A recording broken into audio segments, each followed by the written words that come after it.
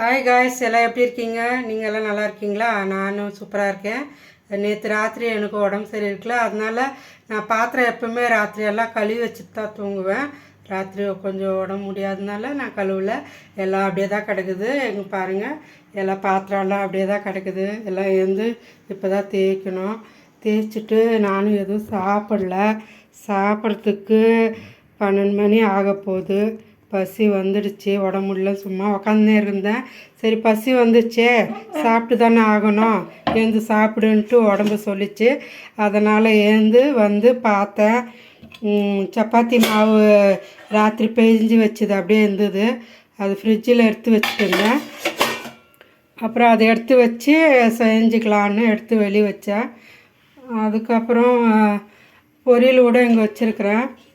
ராத்திரி வெண்டைக்காய் பொரியல் செஞ்சேன். அது கூட இதில் தவாவில் போட்டு வச்சுருக்கிறேன். அது சூடாக பண்ணி ரொட்டி கூட சேர்த்து சாப்பிட்றதுக்கு ஒரு முட்டை வேக வச்சுருக்கிறேன்.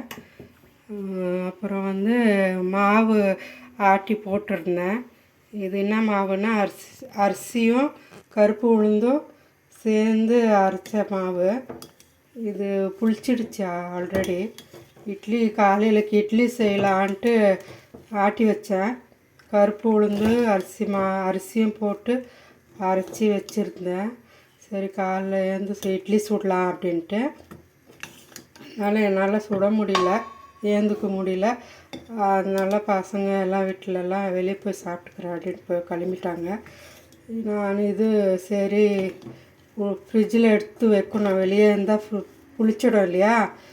இப்போ எடுத்து ஃப்ரிட்ஜில் வச்சுட்டு நைட்டுக்கு இல்லை மதியானத்துக்கு மதியானம் ஆல்ரெடி ஆயிடுச்சு. ஒன்றுன்னா மதியானம் சப்பாத்தி பொரியல் மட்டும் நான் சாப்பிட்டுக்கின்னு இது நைட்டுக்கு இட்லி சட்னி ஏதாவது செஞ்சு சாப்பிட்டுக்கலாம் அப்படின்னு எடுத்து உள்ளே வைக்க போகிறேன்.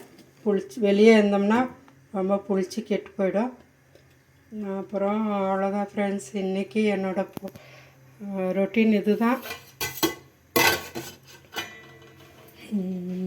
பாருங்கள், எல்லா வேலை இனிமேல் தான் முடிக்கணும். வேலைலாம் அப்படி அப்படியே கிடக்குது. வேலையெல்லாம் சீக்கிரம் முடிச்சுட்டு நானும் சாப்பிட்டுட்டு அப்புறம் உங்களை வந்து சந்திக்கிறேன். ஓகே, பாய்.